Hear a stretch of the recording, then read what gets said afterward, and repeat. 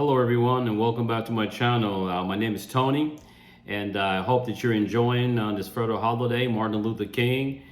Being that I had a little bit of time, I wanted to kind of honor a little request. I had a friend of mine that reached out and wanted me to kind of get into a little topic, and that topic today is going to be about two specific forms. And those forms are the forms that potential employees or contracts are required to fill out in order to gain federal employment. In many cases, these investigations for your clearance types or hiring actions can cause some frustration on the part of the applicant. Trust me, I've been there many times. Before we begin, don't forget to like, share, and subscribe. It will really help the channel grow. Without further delay, let's get into these two forms. All right, first form we're going to discuss is the SF86. That's a standard form 86. You'll hear that in your hiring action or when you transfer from job to job. Each agency might want to do their own, so be patient with that. And basically, it's just a questionnaire that individuals fill out in order for the federal government to gather information for conducting a background investigations, re-investigations, continuous evaluations, for persons under consideration for or to retain them for national security positions. The SF86 is approximately 127 pages long.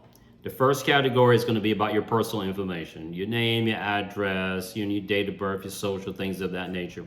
Then it's going to get into basically your employment history, your educational background, your family members, your aunts, your uncles, your cousins, your nieces, your family associations. Are they married to foreigners or people from other countries that just have a green card or their naturalized citizenship?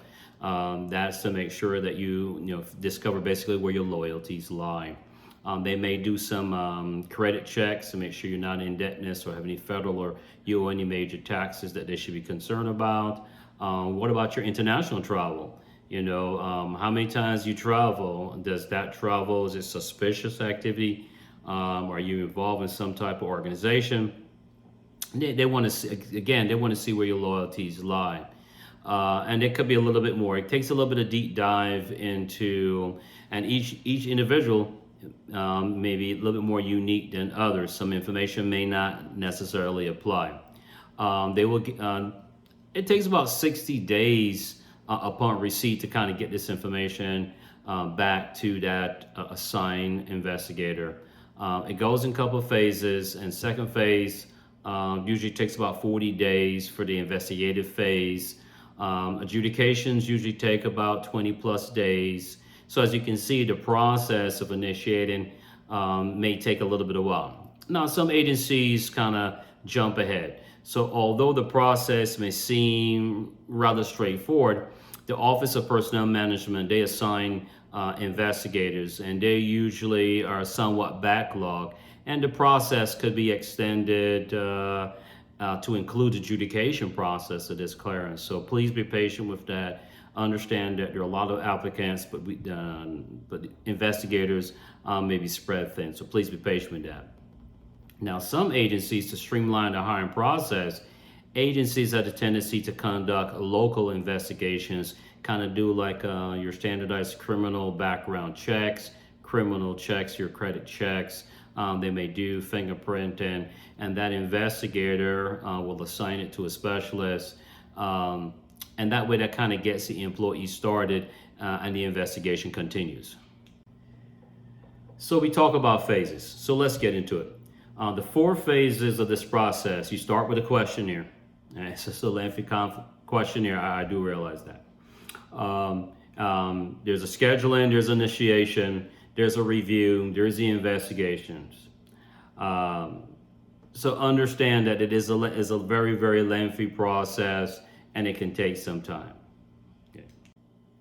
So the next topic we're going to jump into is what is the Standard Form 85, which is slightly different.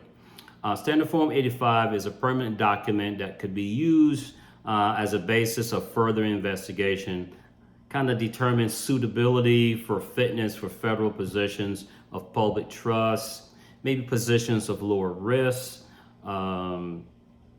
government contractors and or government employees in order to receive a requisite security clearance. Although we're talking clearance SF86, SF85, they serve a different purpose, and we'll get into that in a minute. Why is this SF85 need to be completed? It determines your suitability. Do you meet the criteria or standard to be a federal employee or work for the government? Non-sensitive government positions generally requires you to complete 85. Low-risk positions, as I mentioned before, might be that category. Non-designated government positions might be another reason why you may need to fill out this form. So how long does this process actually take? The agency submits for the investigation within about 14 days of your start date. They issue some type of badge number and a start date. They issue the badge number on the favorable review of your fingerprints. So you submit the application, that investigator kind of get you going with the fingerprint process. You fill out that OF 306, you submit that 85 submission, and if you get a clean tier 1 processing, that could take up to 4 to 6 months or longer depending on the agency's workload, as previously mentioned. There are various levels of clearances, clearance types, if you will. I will not get into a major detail as to all the different types and what the criteria are. We'll get into that in another video. Those requiring information about each one, just go ahead and leave a comment down below, and I'll get into more specific on a one-on-one, or we can just share with the group. Now, I will briefly discuss that there are 4 types of clearances. You have your confidential, you have your secret, you have your top secret, which is one of the highest levels you can obtain in the federal government, and then you have your top secret, which is sensitive, compartmented. Information is just another category that requires additional authority type, like critical and sensitive information. This was intended to be just a brief video on the type of clearances that you can obtain and why you would need to fill out the SF85 versus the SF86. I hope you found the information informative. This is not all inclusive. I like to kind of add that caveat at the end of my videos. I try to share a little bit of information, try to get that comment and remarks going so we kind of create that blog and kind of create that interest. I really appreciate you taking the time to watch my videos. Look forward to seeing you on the next video. Please don't forget to like, share, and subscribe. I'm sure there's somebody else out there looking to get a federal job, and we can kind of share the information to try to make their life easy. Once again, thanks for watching the video. See you on the next one. Ciao.